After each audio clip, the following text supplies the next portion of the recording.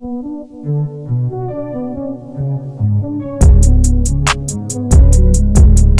up, everyone? Welcome back to this week's episode of Fiery Fridays. Again, another interesting week of NBA basketball, especially today. Both teams were down 3-1, both the Knicks and the Warriors, and they were both games at home. Warriors were playing at home and the Knicks were playing at home, and they both ended up securing that 3-2. Still a series deficit, but it looks like they both have a chance at coming back. Bailey, how you been? Yeah, excuse me, pretty good. Big day today. I think it was an even bigger day yesterday with the Nuggets, taking that's kind of the conference I'm more interested in at the moment. They take the 3-2 lead over the Suns, goes back to Phoenix now. So that's pretty interesting. Philly as well, I think shocked us both with, getting three games. Never mind. I thought they'd be lucky to get one, and they've got the three now. So they've definitely impressed me this playoffs. So yeah, I think it was an even bigger day. Was it yesterday? Yeah, I think it was an even bigger day yesterday. But yeah, still good to see today those teams hanging around. Yeah, we'll dive in a little bit deeper into the Celtics and the Suns. I know we both had them making the finals, and they're both currently down. Next game will be their season on the line, which is it's weird to think about because we both thought they were the best teams in the league. So we'll dive into that. That's question two. We'll get into question one first. Earlier this week, the Australian team announced the FIBA World Cup extended squad. I think the FIBA World Cup takes place in September. The final 12-man will take place. The final 12-man team will be picked in August. Now, this isn't the final team, and these aren't the final players that will be picked in the 12-man squad.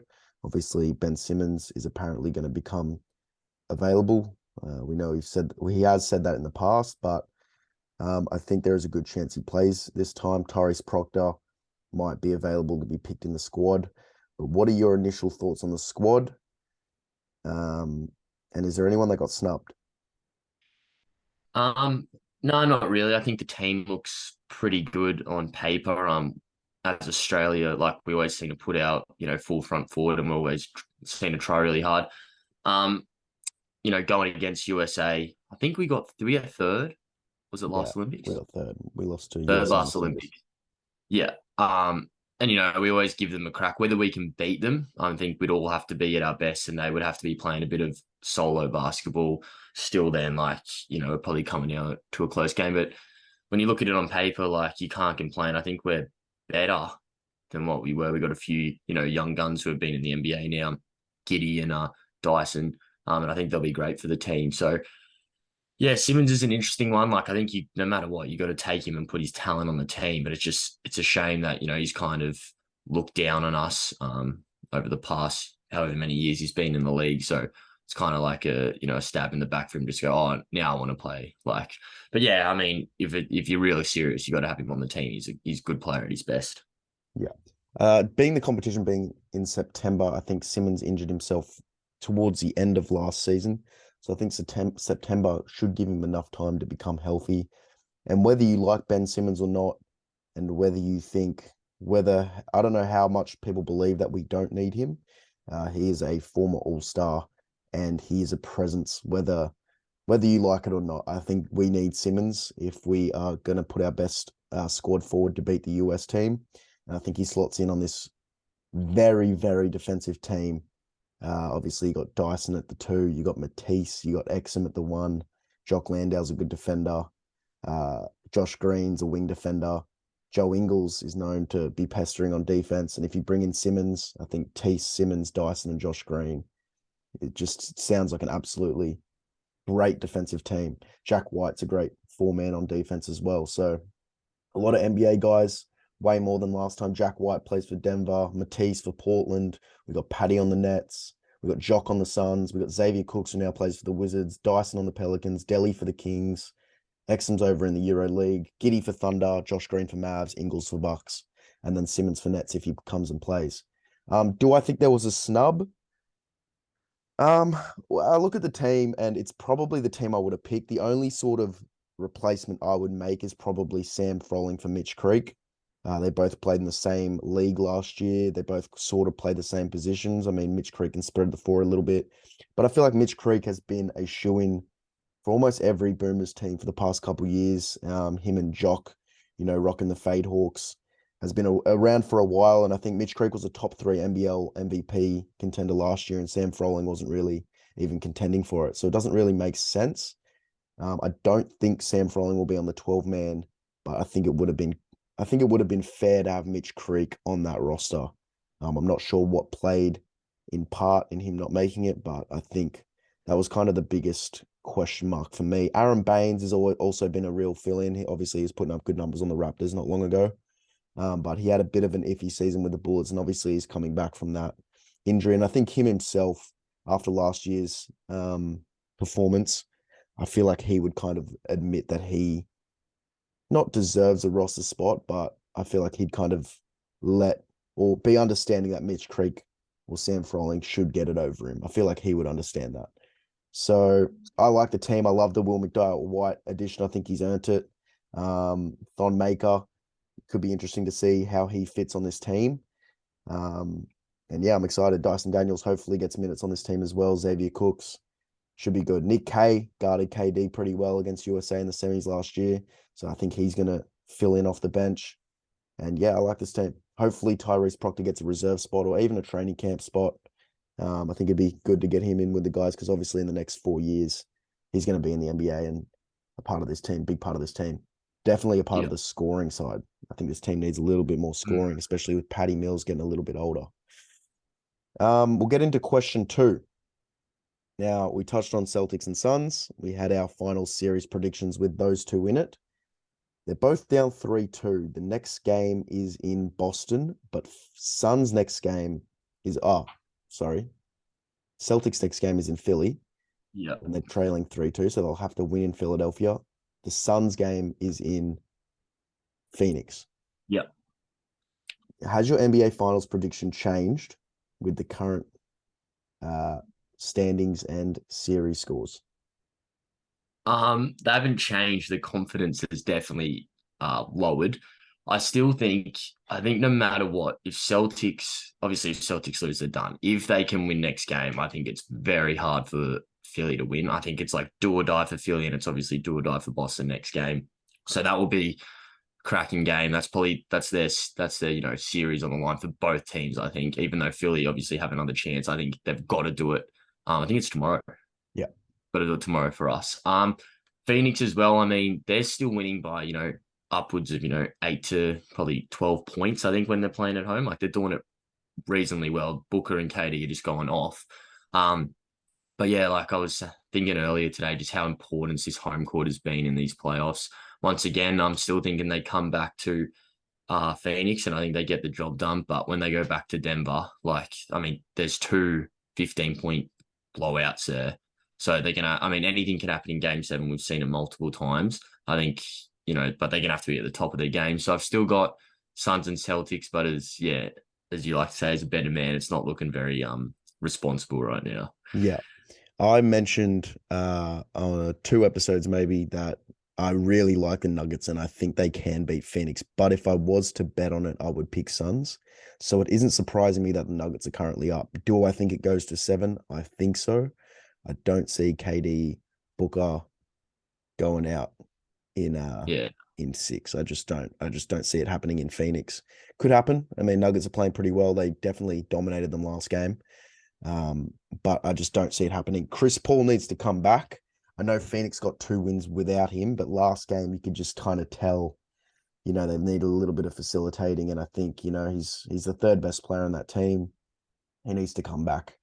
And whether they win or not with him, I just think they need to be at full strength and go at Denver. He's star power.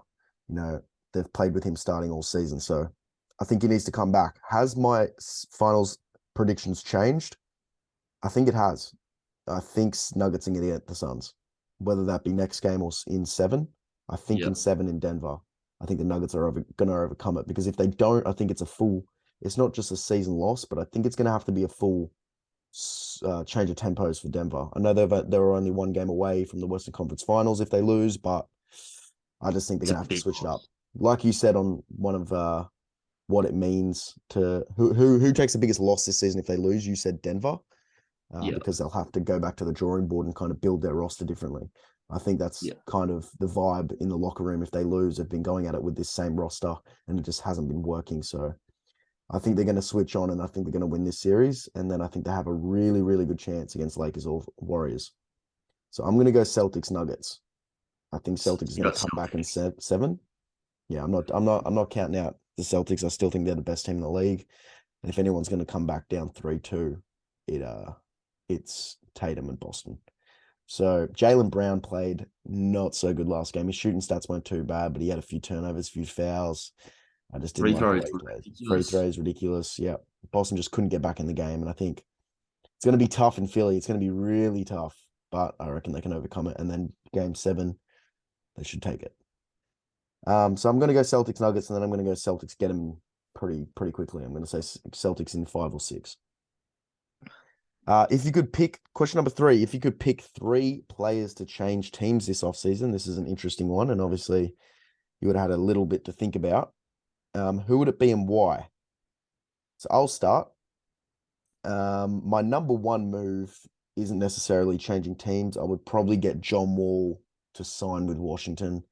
That's obviously a biased pick, but he's had some time off. He played with the Clippers. He only played a few games. I think he played like 30 games, 35 games. He was coming off the bench for Reggie. And to put it in perspective, Reggie Jackson doesn't even get minutes on Denver. I think he's played 5 seconds in this postseason. So to think that John Wall wasn't getting minutes over him, who can't even make a roster spot on the Denver Nuggets. We all know Reggie Jackson's good, obviously. Don't get me wrong, but I just think John Wall just needed a little bit more time. Obviously, they ended up trading for Westbrook, and that sort of worked out for them, I guess, with Paul George and Kawhi out in the playoffs. But I think John Wall has a perfect spot back in Washington. They've got Monty Morris at the point guard. Beal's still there, and they got a good wing defender in Denny, and then they've obviously got 2 potentially all-star bigs in Porzingis and Kuzma. So I think they got a new coach, new GM, obviously in the offseason, and they have, I think it's 9% at the first pick. I think it's a nice little setup for John Wall. My second player is going to be DeRozan. I'm not really liking the position the Bulls are in. I think DeRozan's a great player, and I think everyone wants to see DeRozan win. Whether that be Lakers, whether that be maybe the Knicks, I'm not too sure. Maybe he joins Dame in Portland. Maybe he goes to the Bucks and they move Middleton. I'm not sure where he goes, but I think he needs to join a title contender. I'm not sure I'm liking the direction the Bulls are going. They don't have a pick this year. It was sent in the package for Vucevic. I don't think they're going to win with Levine and DeRozan as the head of the snake. I'm just not too sure about Chicago. Sorry, Chicago fans. I think DeRozan needs to get out of there. Build around Levine. You still got Vooch. Maybe trade Levine for a few draft picks. Get a few wing defenders. You can be a 6 seed. Yeah, it's time to It's bad to rebuild. say, but like, you know what I mean? I just don't. I would Yeah. want DeRozan to move. My third pick is going to be Karl Towns. I like Karl Towns. I just don't think he was as big of an impact as people thought in the playoffs this year. They've been going at it. Same with Denver, sort of. They've been building around Towns instead of Ant, but Ant really took over, and I think he's going to make a huge leap, whether that be next season, looking like next season, or the season after. I just think Towns, I'm just not sure if he's going to be the second piece or, the center of a team that's going to make it far in the playoffs. Could we see him on a team like the Thunder? There's a lot of places Karl Towns can go. Maybe Charlotte. You could probably go to Memphis and play with Ja. A lot of places Towns can go, spread the floor and be a 5. Karl Towns is very talented. I'm just not sure with the fit in Minnesota. So they're going to be my 3. John Wall, DeRozan, and Karl Towns. Yeah. I'm not really seeing it the same way. I think number 1 I want to see move is Kyrie Irving. As soon as he got traded there, I think I touched on this last week, just wasn't a fan of it at all. Don't like how, like, when Luka's got the ball, whether you think he's a small forward or whatever, he's a point guard with the ball, and he needs, kind of catch and shoot scorers, people who play defense around him, people who he can lob to, stuff like that. And Kyrie just takes the ball off him and pretty much does what he does in a completely, different style, but it's about putting the ball in the basket. So I hate his fit there. And I think, at the end of the season, it was a telling factor. They weren't even playing them in their do or die game. There was a sign there that this isn't working. It's back to the drawing board. And I think he's the one who has to go first. Obviously, they're not going to trade Luka, star of the league. So he's gone. I reckon Kyrie Irving, you've got to get him out of there. Second one, Pascal Siakam. Just a bit of a, I think he's coming up maybe 26 now. I'm guessing around that age, or like, he's in his starting to get into his late 20s, in his prime. He's a really solid player, like pretty much does a bit of everything. Doesn't really fit on everyone's roster, a bit of a, drive orientated guy who kind of gets a bit of scrappy points, but it works for him. You kind of need that in the playoffs sometimes, these big teams, he'd suit a lot of teams and he's just doing nothing really on Toronto. I don't think they have many plans. You don't hear many people thinking about going there. So I think he's definitely a player who could get moved. I just don't know where or what for, but he'd definitely make an impact somewhere. And I think one of the most obvious ones is Dame. Just, give the man a break at this stage. I just think, he's trying to play this loyalty card like, I'll never leave. And it doesn't get you anything in the end. I mean, it gets you money. Maybe that's enough for him. But by the way he talks and presents himself, it doesn't sound like that's all he cares about is money. He sounds like he wants to win. He puts his best foot forward all the time. I mean, who do you get him for? Like, his trade value is probably ridiculous, but he's copping a few injuries. You might be able to get some picks for him.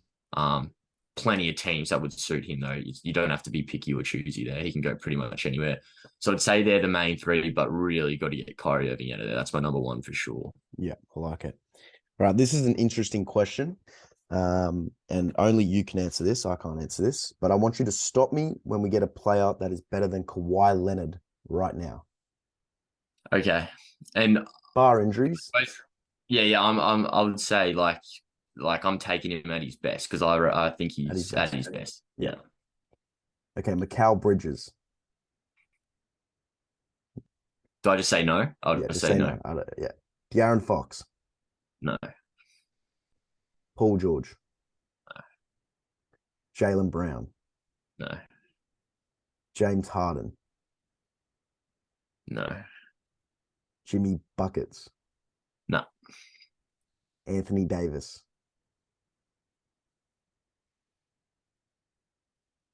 That's a tough one. I mean, if you take them both at their best, both champions, I think Kawhi's done more. I'll say no. That's tough. Jason Tatum. No. Giannis Antetokounmpo. No. That's all I got. Giannis was my last one. Yeah, okay. I'm not actually like a Clippers fan or I've never been a Spurs fan or anything. I just know what he did with that Toronto team. They talk about Golden State being a stacked team. When you're going against that Philly team and beating them in 7, it was crazy.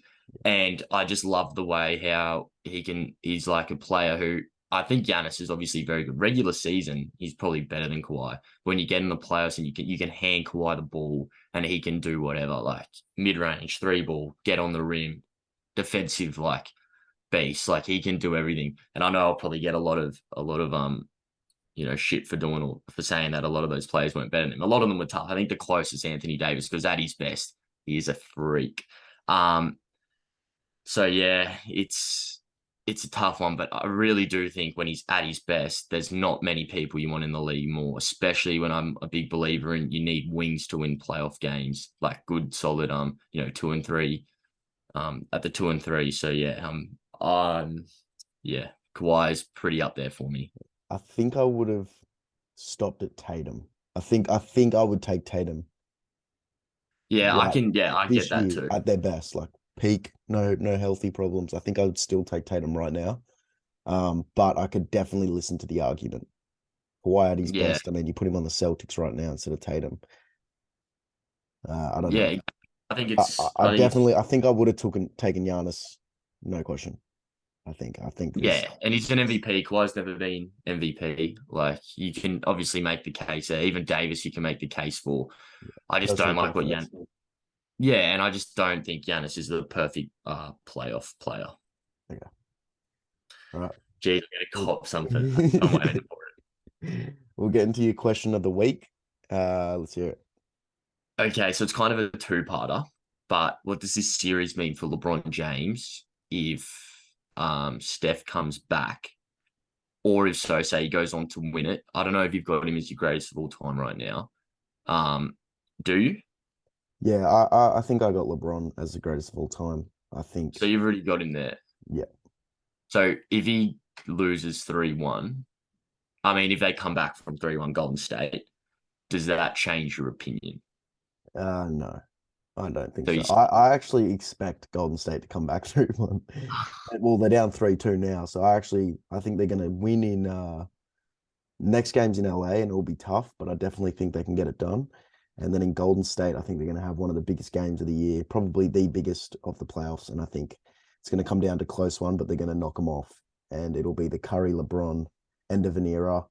And everyone's going to think Curry dominated him through his career, and that was LeBron's kryptonite. But I don't know. Maybe I'm wrong. Maybe Lakers pump them next game. But both teams have been pretty underwhelming to me this year. Do I think it affects LeBron's legacy? Not really. He's already done what he's done. He's already the greatest of all time, in my opinion. I think he's the greatest athlete of all time, in my opinion. So to be doing what he's still doing at 38, I mean, he's still a top 5 player in some people's opinion. Most players are retired by now, and he's still putting up, 38 and 8 on occasion. It's just you don't ever see it. He could still play for another 5-6 years at this rate. So he's the greatest either way. Whether he loses 3-1 this year, I think he'll come back and be just as good next year, whether they go get a massive free agent, which I think they'll do. It is a bit, he'll hear it for a while, the 3-1 talk. I think obviously it happened to the Warriors in the playoffs, but I don't think it's that big to be dropping a 3-1 in the semifinals. Although it is LeBron and LeBron gets a lot of hate, I think he'll definitely hear about it for a very long time. But no, it doesn't change my mind about his legacy. I still think he's the greatest, whether it happens or not.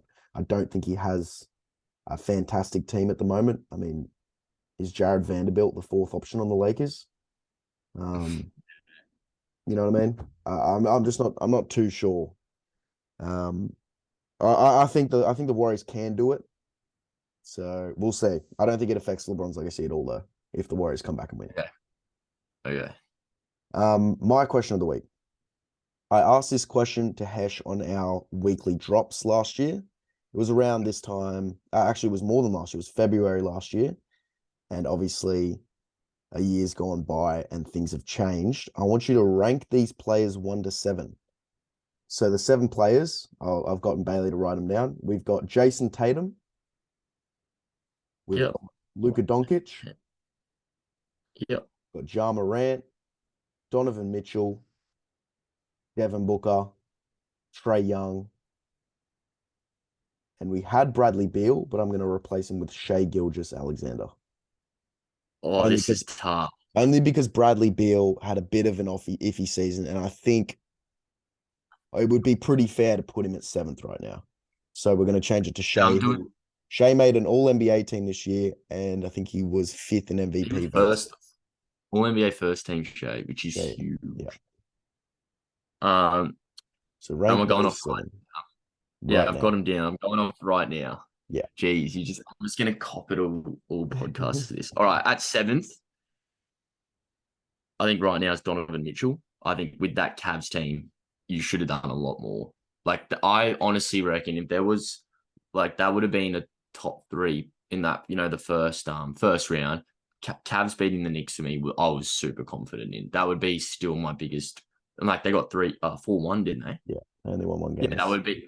Yeah, I couldn't believe that. So it's unacceptable. You're at my 7th. 6th, I think, is Ja. Same kind of reason. I know you're going against LeBron and Davis, good team. But were they 4-2? They were 4-2. And they won 1 game without him. So he's won 1 game against them. Pretty much got pumped as a 2nd seed. Not a real, you've done nothing at the end of the season, in my opinion. I think he's slightly overrated. This is where it gets tough. I think next is Devin Booker. Now, I know he's playing out of his skin right now. But I just think overall these last ones have a bit more upside than him. I think obviously freakish player, and he's performing out of his skin right now, helping out Kevin Durant every way he can. But I just think these other players have a bit more on him. I guess then you go. I mean, it's different because if Tatum gets knocked out, is he really that good? I mean, yeah. You probably got to go Shea. I think really talented, obviously made first team this year, but I mean, you're on the Thunder. You should be, not should be, but you're expected to be doing something like what you're doing. And obviously he's leaked so much this year, but you didn't make the playoffs. And you were kind of you had a big workload and you were kind of just performing with it. So I mean, this is getting tough. Then I probably got Trey at third. Um, Went really well against the Celtics. Performed well throughout the year. I mean, probably a bit below par as a team throughout the year, but I mean, he wasn't too bad. I think he's still just trying to figure out a few things, but I think there's a lot of upside with him. Maybe just a few things to think about with him. I mean, it's tough. He's at his best. He's really good. And I thought Hawks probably had the best chance of beating Celtics before. I suppose Philly went up 3-2. Then I'll go Luka at second, just because coming into this year, I think a lot of people had expectations for Dallas. They beat the Clippers last year to knock him out, or the year before, something like that. Like, played out of his skin. And the Suns beat the Suns as well. Yeah. I'm pretty sure. Yeah. I mean, going back a little while now. Yeah. And he was just playing out of his skin. I mean, probably not the season he wanted, but yeah. And then first I've got Tatum, just second in the East, but played well all year. Still in a good position to make it out. I mean, probably not ideal where he wants to be, but I think out of those players, you'd be taking him first, closely by Luka. That's tough list, though. I would listen to any argument, probably bar Jaren Donovan Mitchell. That should be higher. Yeah, I think I agree with your list. I think I would give Booker the slight edge over Shea, only Yeah, because I what could he's see doing it. this playoffs at the moment. I do Yeah. want to see him come back and beat Denver though. Especially being the primary scorer over Kevin Durant. I don't know whether he's getting the ball and sort of taking over control by himself, or whether that's Monty Williams' decision. But I kind of agree with your list. Yeah, I could see Devin over Shea for sure. Yeah, I I don't think think Shea and KD. I don't think you'll get as much hate as that on that one as much as the Kawhi. Yeah. So we'll definitely see. That wraps up Fiery Fridays. We appreciate you guys listening. We're going to upload way more to Instagram and TikTok this week, so stay tuned and give it a follow. And we'll catch you next week.